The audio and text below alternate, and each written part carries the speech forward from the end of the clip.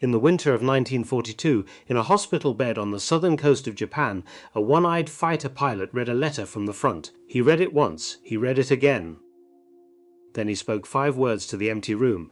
It is not possible his name was Saburo Sakai. He was 26 years old. He had killed more enemy pilots than almost any man in the Imperial Japanese Navy, and the letter in his hands described an American aircraft that could not be outrun, could not be outclimbed, and would, in the next 3 years, destroy everything he had been raised to believe about the sky. To understand what was in that letter, we have to go back to the months before, to a harbour in the South Pacific. To a unit that had ruled the sky and did not yet know its rule was ending. Rabaul, December 1942. The harbour lights flickered against the volcanic ridge. Generators hummed in the dark.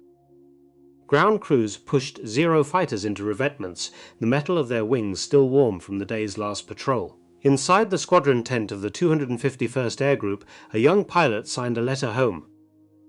7 weeks earlier, his unit had carried a different name. They had been the Tainan Air Group, the most feared fighter unit in the Imperial Japanese Navy. On November 1st, 1942, that name disappeared. A reorganization, a new designation, new men to replace the dead. There were many dead. Junichi Sasai was dead, killed over Guadalcanal on August 26th, 24 years old. Toshio Ota was dead. Pilots whose names had once filled the bulletin boards of the Tainan Group were now ash on Pacific Islands, and the greatest survivor of all, the man they had called the Devil of Lai, was lying in a hospital bed 4,000 miles away. His name was Saburo Sakai. He was 26 years old, born in 1916 to a poor farming family in Saga Prefecture. The Imperial Navy had taken him at 16 and turned him into something extraordinary. By the summer of 1942, he had survived more aerial combats than most pilots would ever see.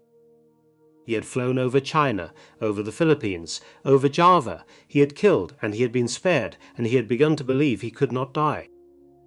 Then came the morning of August 7th, 1942. A formation of American dive bombers appeared off Guadalcanal. Sakai mistook them for fighters and attacked. The rear gunners opened fire. A single bullet entered the left side of his canopy and grazed the right side of his skull. It destroyed the vision in his right eye and paralyzed the left side of his body. He should have died. For nearly 5 hours he flew his crippled Zero, half blind and bleeding, 600 miles back to base. He landed, he walked away from the cockpit. Then he collapsed.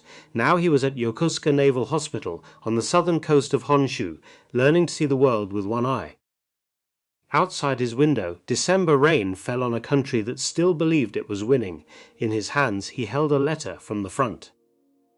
The Zero had ruled the Pacific sky for 1 year. It was the lightest production fighter in the world. It weighed less than 2 metric tons. It carried no armor, no self-sealing fuel tanks, no protection of any kind for the pilot inside. Everything had been stripped away so that one thing could be maximized: maneuverability. A Zero could turn inside any Allied fighter. It could climb at 3,000 feet per minute. It could fly 1,900 miles on a single tank. From Pearl Harbor to the Philippines, from Singapore to the Dutch East Indies, the Zero had earned a reputation that bordered on myth. American pilots in Brewster Buffalos and Curtiss P-40s had been told never, never to turn with a Zero. Many had forgotten, many had died. The Imperial Japanese Navy believed the war was theirs to lose. Then, in late November of 1942, the intelligence reports began to circulate. A new American fighter had appeared in the South Pacific.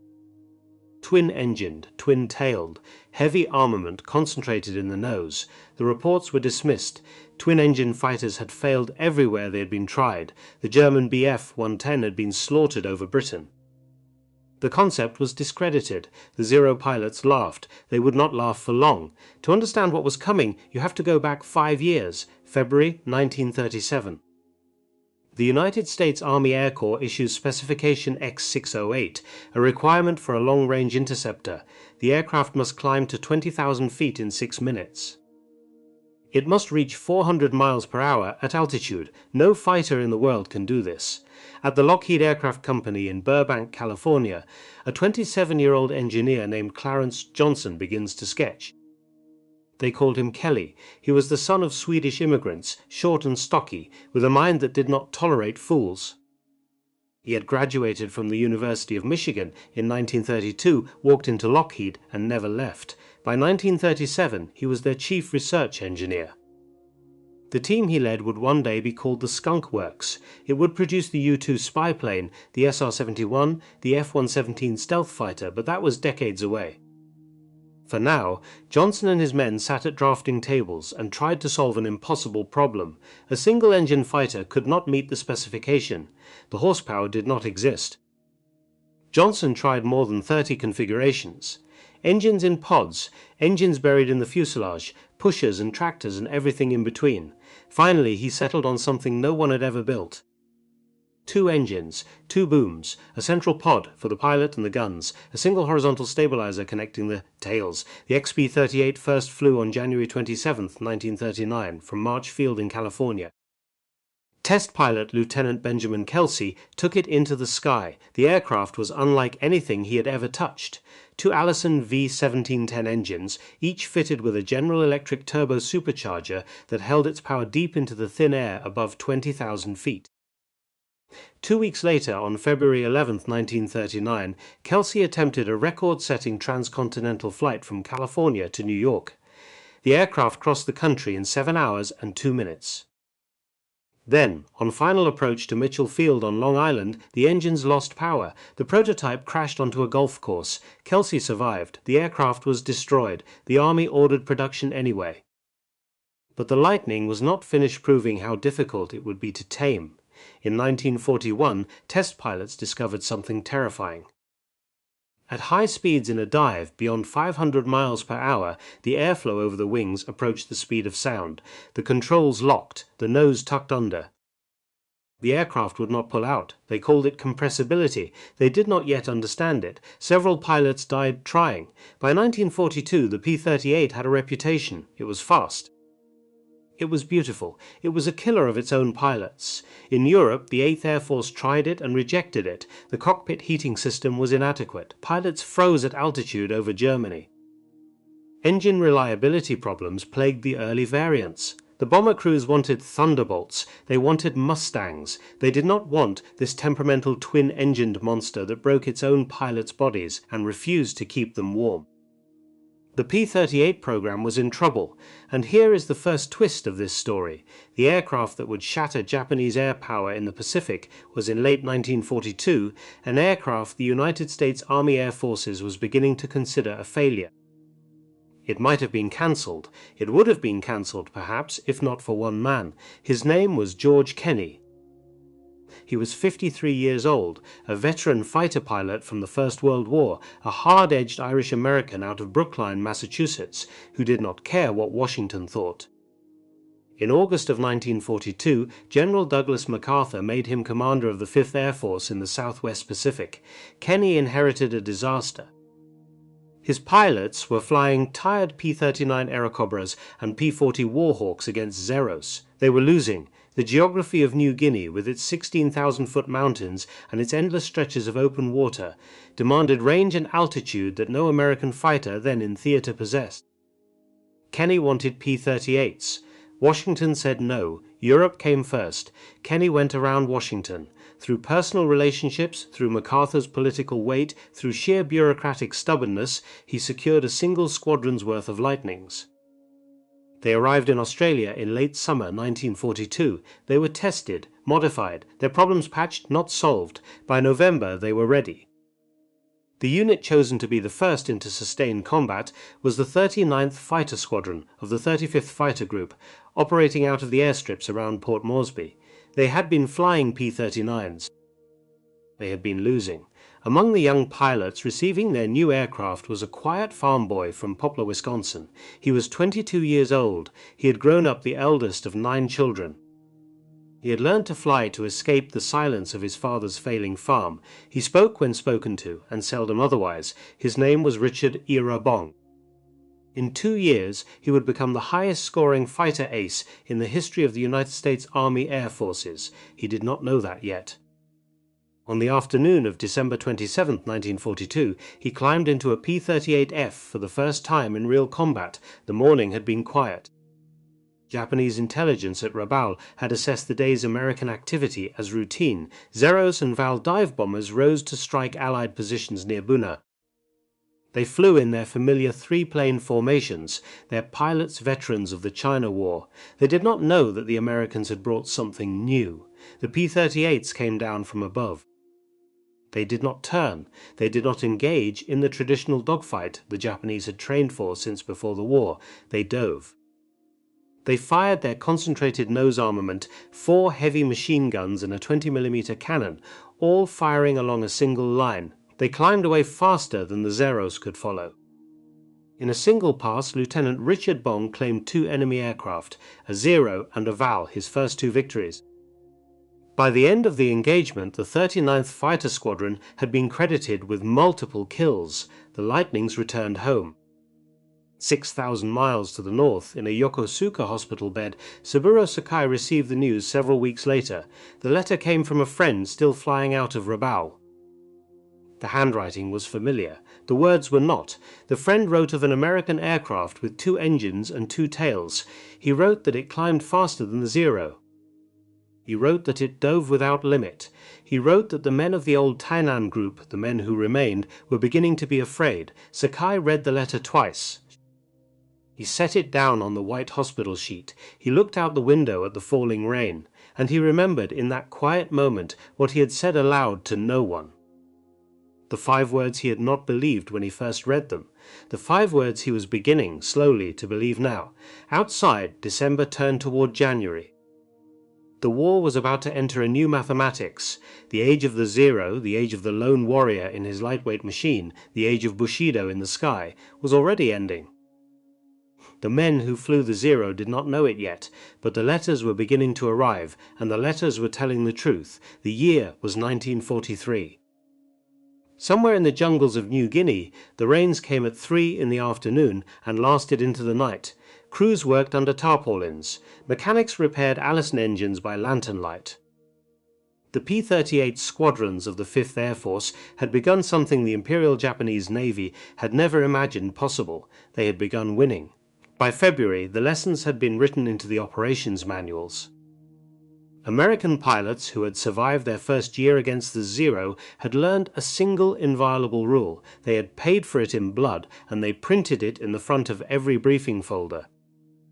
Do not turn with a Zero. The P-38 was not built to turn. Below 200 miles per hour, a Zero could pivot inside a Lightning the way a falcon turns inside a goose. The Japanese pilots, trained in the dogfighting tradition of the First World War, expected the Americans to engage them on those terms. They expected the spinning wheel of fighters, the close pass, the deflection shot, the warrior's duel. The Americans refused. They climbed instead. A P-38 with full power and clean wings could climb 4,000 feet a minute. It could reach 40,000 feet, an altitude where a Zero pilot's heart pounded against his ribs and his engine wheezed for oxygen that was not there. From that altitude the Lightning hunted. It would push over into a dive. It would gain speed the Zero could not match. The 4 heavy machine guns and the 20mm cannon, all bundled into the nose, would fire in a single converging stream. There was no calculation of convergence range. Whatever crossed the gun sight at 600 yards or 60 yards was simply destroyed. Then the P-38 climbed away. The Japanese had a name for it. They called it the hit and run. They did not say it with contempt. They said it the way a man says the name of a disease. The mathematics were merciless. A Zero at 25,000 feet had lost almost a quarter of its sea-level horsepower. Its Sakai engine, designed for low-altitude combat, simply could not breathe up there. Its controls grew heavy. Its turning circle widened. The P-38, with its twin turbo superchargers, lost almost nothing. The General Electric units took compressed exhaust gas and forced it back through the engine intake, maintaining manifold pressure into altitudes where most piston aircraft of the era were already gasping. At 30,000 feet, the Lightning was still a fighter. The Zero, at that height, was a balloon with guns. Inside the cockpit of a P-38, a young American pilot, often barely old enough to vote, watched his instruments and waited for his turn to dive. Outside, 4 miles below, the Pacific waited too. By the spring of 1943, the 251st Air Group at Rabaul had a problem they did not know how to solve. They were losing pilots, not in the old way.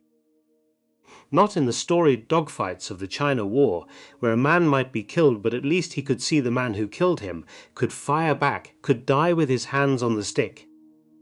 They were losing pilots to ambush.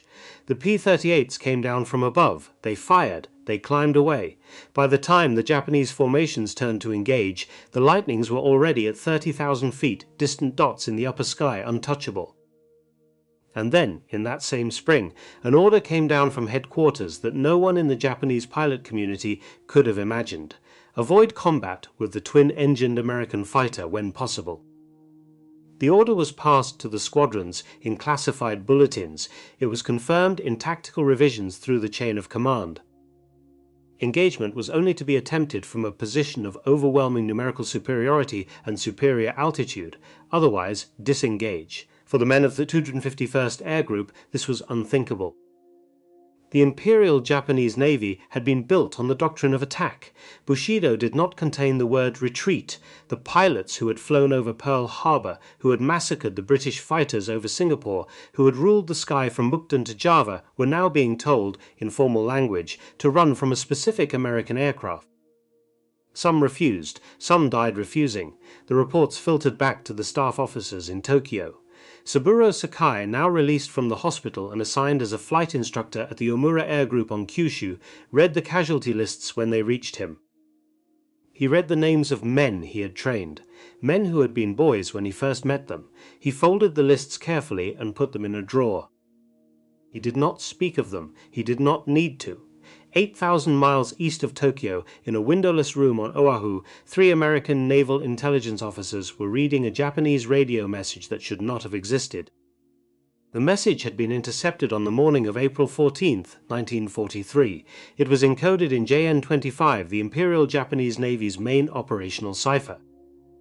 The Americans had been reading JN-25 for over a year, since the cryptographers at Station Hypo had broken into it before the Battle of Midway. The Japanese did not know this. They believed their codes were unbreakable. They had been told this for years. They were wrong. The message contained an itinerary. On April 18, 1943, Admiral Isoroku Yamamoto, Commander-in-Chief of the Combined Fleet, would conduct an inspection tour of forward bases in the Solomon Islands. Departure from Rabaul at 600 Arrival at Balale Airfield, Aero 800. 2 Mitsubishi G4M bombers, the type the Americans called the Betty, 6 Zero fighters as escort. The Americans now had the location of the most important man in the Imperial Japanese Navy, to the minute. Yamamoto was 59 years old. He was a small man, 5 feet 3 inches tall, with the heavy shoulders of a man who had wrestled in his youth. He had been born Isoroku Takano in 1884 in the town of Nagaoka, the son of a samurai-class schoolteacher. He had lost 2 fingers of his left hand at the Battle of Tsushima in 1905, fighting the Russians as a young ensign on the cruiser Nishin. He had been adopted into the Yamamoto family, an old samurai house, to carry on its name. He had attended Harvard University from 1919 to 1921. He had served as Japan's naval attaché in Washington. He had played poker with American officers. He had driven across the United States twice. He had seen the steel mills of Pittsburgh, the oil fields of Texas, the automobile plants of Detroit. He understood what Japan was about to challenge. Before the war, in a private letter to a friend, he had written words that would become famous after his death. I shall run wild considerably for the first 6 months or a year, but I have utterly no confidence for the second and third years. He did not have confidence. He had planned the Pearl Harbor attack anyway, because he was a soldier, and because he had been ordered to. Now, 18 months later, he was about to fly into the muzzles of his own warning. The pilot selected for the interception belonged to the 339th Fighter Squadron of the 347th Fighter Group based at Kukum Field on Guadalcanal. The mission planner was a major from Mississippi named John William Mitchell. He was 28 years old. He was, by every account of every man who flew with him, the finest navigator in the Pacific. The mathematics he was given were brutal. He had to fly his formation more than 400 miles, almost all of it over open ocean, at 50 feet above the waves to avoid radar detection. He had to climb to combat altitude precisely at the moment Yamamoto's bombers descended toward Balale. He had to do this in radio silence. He had to do it without a single landmark for navigation. He calculated 5 separate course legs. He calculated wind drift. He calculated fuel burn to the gallon. He fitted his Lightnings with 2 oversized drop tanks specially requisitioned for this mission, one of 310 gallons, the other of 165, slung beneath the wings in an unusual asymmetric load. On the morning of April 18, 1943, 18 P-38s lifted off the steel mat runway at Kukum Field. 2 turned back almost immediately. One pilot blew a tire on takeoff. Another could not draw fuel from his drop tank. 16 continued. They flew in radio silence, 4 miles wide and 2 abreast, the Pacific gleaming below them at 500 feet. Major Mitchell led from the front. The killer flight, the 4 pilots tasked with the actual attack, flew slightly above and behind. Captain Thomas Lanphier, Lieutenant Rex Barber, Lieutenant Besby Holmes, Lieutenant Raymond Hine. 2 hours passed, 3. At 0934, Lieutenant Doug Canning broke the silence with 2 words. Bogies, 11 o'clock high. There they were, 2 Mitsubishi G4M bombers. 6 zeros. Exactly intercepted message had promised. Mitchell had brought his 16 Lightnings 400 miles over featureless water and arrived within 1 minute of his calculated time. It was the most precise long-range interception of the war. The killer flight broke off and climbed. The covering flight, under Mitchell, stayed high, watching for additional Japanese fighters. The Zeros saw them coming. They dropped their belly tanks and dove to intercept. They were too late. Lieutenant Rex Barber, 25 years old, the son of a rancher from Culver, Oregon, bore in from the side and fired. His 4 50 caliber machine guns and his single 20mm cannon converged on the lead Betty. The bomber shed pieces. Its left engine caught fire. It nosed over into the jungle of Bougainville Island. Admiral Isoroku Yamamoto was dead before the wreckage stopped burning. The second Betty, carrying Vice Admiral Motomi Ugaki, was struck by gunfire and crashed into the sea. Ugaki, against all odds, would survive his wounds. The killer flight turned for home. Lieutenant Raymond Hine did not. He was last seen by his comrades engaging Zeros over the target.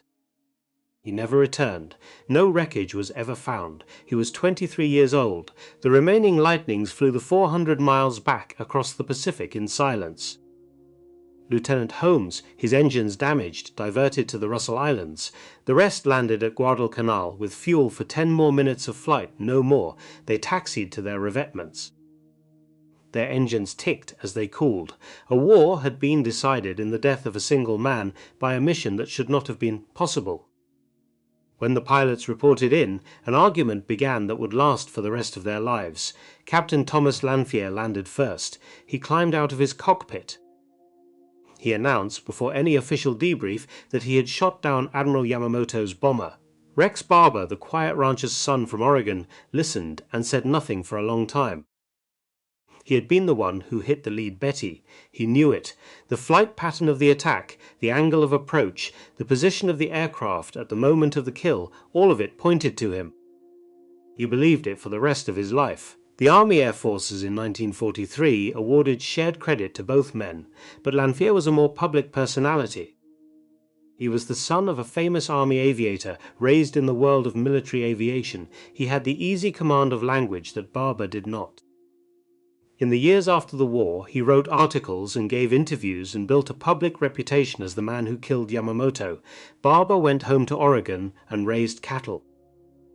In the 1980s and 1990s, after decades of dispute, the United States Air Force reviewed the evidence multiple times. Each review concluded the credit should remain shared between both pilots. In the years that followed, historians, ballistic analysts, and aviation engineers re-examined the evidence. They studied the wreckage of Yamamoto's Betty, still resting in the Bougainville jungle. They reconstructed the angles. They calculated the bullet trajectories. The consensus that emerged slowly, painfully over the next 20 years was that Rex Barber alone had shot down Admiral Yamamoto.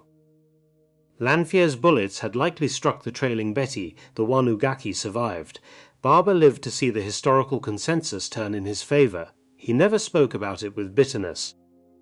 He had been 25 years old. He had done what he was asked to do. He had come home. That had always been enough. A year after Yamamoto died, in the spring of 1944, a tall, gaunt civilian in a borrowed flight suit climbed onto the wing of a P-38 at a 5th Air Force base in the Southwest Pacific. He was 42 years old. He had once been the most famous man in the world. His name was Charles Augustus Lindbergh. 17 years earlier, he had flown the Spirit of St. Louis from New York to Paris alone, non-stop, 33.5 hours over the North Atlantic. He had become a kind of demigod of the American 20th century, the lean, quiet boy from Minnesota who had conquered the ocean. Then he had spoken at Des Moines, Iowa, on September 11, 1941. He had stood before a crowd of America First Committee supporters and warned against American entry into the European War. He had named 3 groups he considered most responsible for pushing the country toward conflict: the British, the Roosevelt administration, and the Jewish community of the United States. The speech destroyed his public standing in a single. When Pearl Harbor came 3 months later, he tried to rejoin the Army Air Corps. President Franklin Roosevelt personally refused. Lindbergh would not be commissioned. He would not wear an American uniform. The man who had once been the most beloved figure in American aviation was, by 1942, a man held at arm's length by his own country. But he was still Lindbergh. He went to work as a civilian for Henry Ford, helping organize B-24 bomber production at the Willow Run plant outside Detroit. Then he moved to United Aircraft, consulting on the Vought F-4U Corsair. By the spring of 1944, he had convinced United Aircraft to send him to the Pacific as a technical observer. He was not supposed to fly combat. He flew it anyway. He arrived first with Marine F-4U squadrons in the Solomons. Then, in late June of 1944, he attached himself to the 475th Fighter Group of the 5th Air Force, commanded by Colonel Charles MacDonald, flying the P-38. What Lindbergh brought with him, in a battered notebook, was a set of engine management techniques he had developed in the years before the war, flying long-range commercial routes for Pan American. He understood internal combustion engines the way other men understood horses. He told the young pilots of the 475th Group what they were doing wrong. They were running their engines at too high an RPM. They were burning fuel too rich. They were using more gasoline than they needed for the power they were getting. He taught them to lower the engine speed to 1600 revolutions per minute, to raise the manifold pressure, to lean the fuel-air mixture until the engine was running on the bare edge of detonation. It violated everything they had been taught. It worked. The combat radius of a P-38 extended by hundreds of miles. Missions that had been impossible became routine. The Lightning, already the longest-ranged American fighter in the Pacific, became a weapon that could reach almost any target the Japanese still held. Lindbergh flew about 50 combat missions before higher authority discovered what he was doing and quietly pulled him home. On July 28, 1944, off the coast of Seram Island in the Dutch East Indies, he shot down a Japanese reconnaissance aircraft. He never claimed it publicly. The man whose voice had once warned America away from this war had now extended the reach of its deadliest fighter by nearly a third. That same summer that Lindbergh was teaching young Americans to make their engines whisper, Saburo Sakai was returning to combat. He was 27 years old. He had spent almost 2 years in hospital beds, in instructor cockpits, in the long flat days of recovery. His right eye saw nothing. His depth perception was gone. He had been told repeatedly that he would never fly combat again. He flew anyway. In June of 1944, he was attached to the Yokosuka Air Group, defending the inner ring of Japan's island empire. His unit was sent to Iwo Jima, a volcanic rock 700 miles south of Tokyo, as American forces began to close on the Marianas. On June 24, 1944, Sakai climbed into a Zero and led a flight of his comrades against a formation of American Hellcats. He was nearly the only one who came back. The F-6F Hellcat was not a P-38. It was a single-engine Navy fighter, heavy and rugged, designed specifically to defeat the Zero by using the same principles the P-38 had pioneered. Climb, dive, refuse to turn, use the engine, not the airframe, as the weapon. Sakai, flying with one eye, saw the future of his war in the wreckage of his squadron. He understood, in that moment, what the letters from Rabaul had been telling him for nearly 2 years. The problem had not been the P-38 alone. The problem was a way of war the Japanese had not understood was coming. The Americans were not flying better than the Japanese, they were flying differently. They had taken the simple equation of aerial combat, the duel of skill and courage between two men in the sky, and they had replaced it with engineering, with logistics. With production lines in Burbank and Long Island and Inglewood, California, that turned out new fighters faster than the Japanese could train the boys to die in their old ones. Sakai landed at Iwo Jima. He climbed down from the cockpit. He looked at the empty revetments where the rest of his flight should have been. There was nothing to say. There never had been. By the autumn of 1944 the war had moved. The bases at Rabaul had been bypassed and left to wither. The skies over the Philippines were filling with American carrier aircraft. Saburo Sakai's flight over Iwo Jima had been only one engagement among hundreds, and the pattern was always the same. Japanese pilots, half-trained and under-equipped, climbed into the air to meet an enemy who refused to fight on the old terms. The empire was contracting toward its center.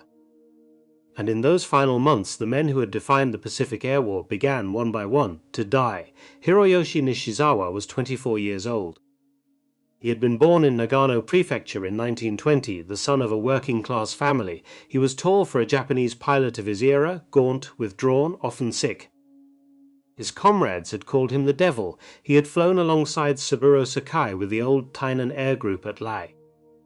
By 1944, his fellow pilots and the Japanese press were calling him the greatest fighter ace of the Imperial Navy. The exact number of his victories will never be known. The Japanese Navy did not keep individual scores the way the Americans did.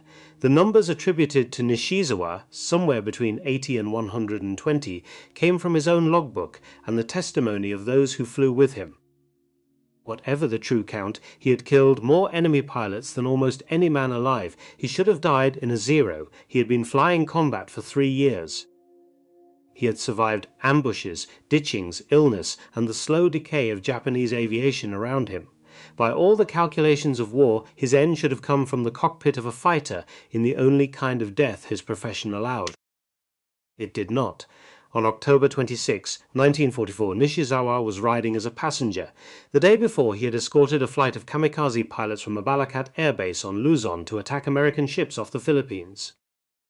He had watched young men he had trained fly their aircraft into the sides of American warships. He had survived. He had landed. And now, the following day, he and a group of other Japanese pilots were being ferried south on an unarmed transport plane to collect replacement Zeros. The transport was slow. It had no defensive armament. It was, against an enemy fighter, helpless. Somewhere over the central Philippines, American F-6F Hellcats spotted it. They did not know who was on board.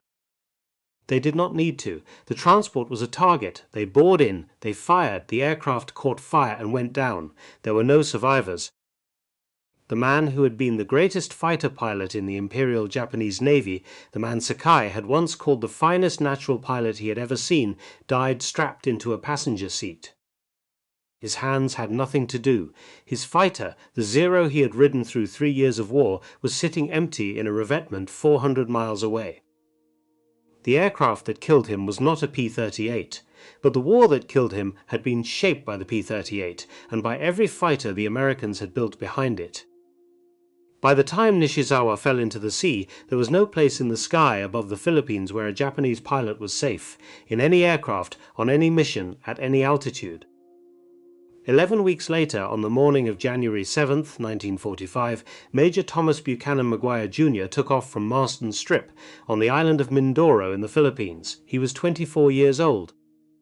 He had grown up in Sebring, Florida, the only child of a marriage that had ended in his parents' divorce. He had been small as a boy, asthmatic, short-tempered. He had clawed his way into the Army Air Corps and discovered, in the cockpit, that the world made sense in a way it had never made sense on the ground. By January of 1945, he had 38 confirmed aerial victories. He was the second leading American ace of the war. He trailed only Richard Bong, who had been sent home weeks earlier with 40 kills and a Medal of Honor. McGuire had not finished. He intended to break Bong's record before the war ended. He spoke of it openly. He brooded on it. He had even written his own document, distributed within his unit, a numbered list of rules titled Combat Tactics in the Southwest Pacific. Rule number 1. Never attempt combat maneuvers without first releasing the external fuel tanks. He had written that rule. He had taught it to younger pilots. He had repeated it in briefings over and over again until the men of his squadron could recite it in their sleep. On that morning, leading a flight of 4 P-38s over the island of Negroes, he found himself in a low-altitude engagement with 2 Japanese fighters. One of them, a Nakajima piloted by Warrant Officer Akira Sugimoto, was pressing the attack on McGuire's wingman. McGuire turned hard to help. He still had his drop tanks attached. To this day, no one knows with certainty why he did not release them. Perhaps he believed there was no time. Perhaps he wanted to save them for the long flight home. Perhaps somewhere in the back of his mind, the rule he had written for others did not apply to him.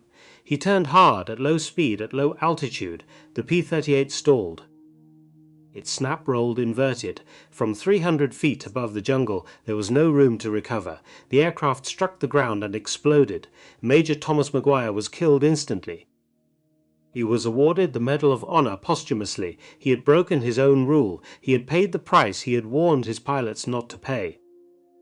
The man who had killed 38 enemy aircraft, almost all of them by refusing to dogfight at low speed, died because he tried to dogfight at low speed with the wrong configuration against the wrong enemy at the wrong moment. Richard Bong was already home. He had been pulled out of combat in December of 1944 on the personal orders of General George Kenney, who had decided that the death of America's highest-scoring ace, with the war still unresolved, would be too painful for the country to bear. Bong had argued. Kenney had refused to listen. Before he left the Pacific, General Douglas MacArthur had personally pinned the Medal of Honor on his chest. Bong went home to Wisconsin. He married a young woman named Marjorie Vattendahl, whose photograph had been painted on the nose of his P-38. He toured war bond rallies. He shook hands with men who would never know what it had cost him to come back from each of his 200 combat missions alive. Then he asked for one more flying job. He wanted to test the new jet fighter. The Lockheed P-80 Shooting Star was America's first operational jet aircraft. It had been developed in secrecy by Kelly Johnson, the same engineer who had drawn the original P-38 in 1937. It was the future, single-engined, sleek, capable of speeds no piston aircraft would ever match. Bong was assigned to the test program at Lockheed Air Terminal in Burbank, California. He had survived everything the Empire of Japan had thrown at him. He believed, as young men have always believed, that the worst was behind him. On the morning of August 6, 1945, in a city called Hiroshima on the inland sea of Japan, an American B-29 named the Enola Gay dropped a single bomb. The world changed in 17 seconds. That same morning, 10,000 miles to the east, Major Richard Ira Bong climbed into the cockpit of a P-80 Shooting Star at Lockheed Air Terminal in Burbank, California. The weather was clear. The jet was a new and unforgiving machine. Procedures for its fuel system were still being written. He started his takeoff roll. A short distance off the ground, his fuel pump failed. The jet engine flamed out. The Shooting Star lost thrust at an altitude too low to glide and too low to bail out from safely. Bong got out of the cockpit. His parachute did not have time to open. He was killed on impact. He was 24 years old. He had flown 200 combat missions over the South Pacific. He had been shot at by the best pilots Japan had ever produced. He had been hit repeatedly by Japanese anti-aircraft fire. None of it had killed him. He died on a test flight over the city of Burbank on a clear August morning. The news reached the United Press that afternoon. The next day, the front pages of American newspapers carried 2 stories: the destruction of Hiroshima and the death of Richard Bong. Most of the country read about the bomb. The men who had flown with him read the smaller story below it. He had survived the war. He had not survived the peace. Saburo Sakai survived everything. He had been wounded over Guadalcanal in 1942 and refused to die. He had been told he would never fly combat again, and he had flown anyway. He had led hopeless missions out of Iwo Jima against carrier-based Hellcats and walked away from cockpits his comrades did not. When the surrender came in August of 1945, he was one of the few surviving Japanese naval aces of the original pre-war group. He went home. He was 29 years old. He had spent half his life in the Imperial Navy. He had killed an unknown number of men. He had outlived the empire he had served. In the years that followed, he ran a small printing business.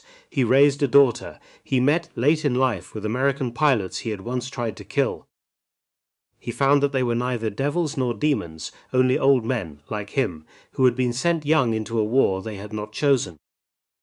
In 1957, with the writer Martin Kaidin and the journalist Fred Saito, he published a memoir. The title in English was simple, Samurai. The book sold across the world. American teenagers read it in their bedrooms. They learned for the first time that the men they had been raised to call enemies had been frightened young pilots in cramped cockpits, fighting for a country they loved as honestly as the Americans had loved theirs. Saburo Sakai died on September 22, 2000, in Tokyo, of a heart attack at a dinner with American naval officers. He was 84 years old. He had said many times in his last years that he held no hatred for the men in the P-38s. He understood by then what he had only begun to understand on that morning over Iwo Jima in 1944. The P-38 had not been a perfect aircraft. Its cockpit was cold. Its early models had suffered from compressibilities. It was expensive, complex, demanding of its pilots. The Zero had not been a poor aircraft. It had been, in its first years, the finest pure dogfighter in the world. The war had not been decided by the airplane. It had been decided by the system that produced the airplane.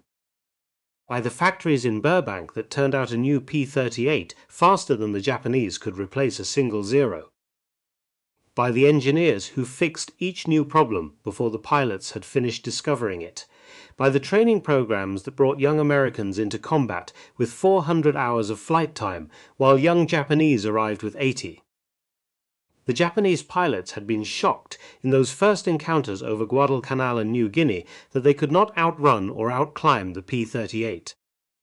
But the truth was older and deeper than any single aircraft. They had not been outflown, they had been outproduced. They had met, over the sky of the Pacific, the first war in human history that would be decided not by the courage of the men in the cockpits, but by the patience of the men in the factories. The age of the warrior in the sky was over. The age of the engineer had begun.